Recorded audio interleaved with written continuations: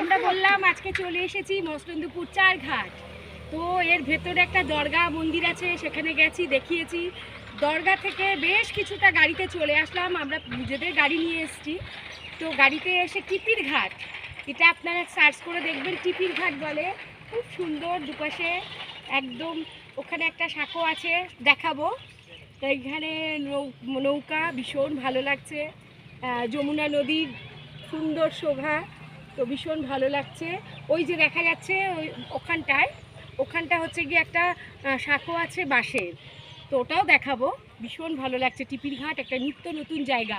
আপনারা যদি আসতে চান, ভীষণ ভালো জায়গা, আসবেন। আমরা এসছি গরমকালে, নিজের মামার বাড়িতে, গরম লাগছে ঠিকই, কিন্তু ভীষণ সুন্দর জায়গা।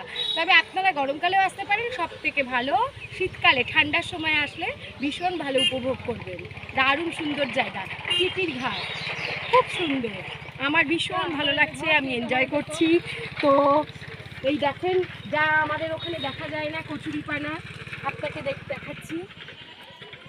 এই যে কচুরিপানা ওখানে পাওয়া যাবে না, এখানে যমুনা নদীতে কচুরিপানা বেয়ে চলেছে, নৌকা, ভীষণ অপূর্ব সুন্দর, অপূর্ব শোভা নদী, দারুণ। পারলে একবার আসুন, দেখে যান।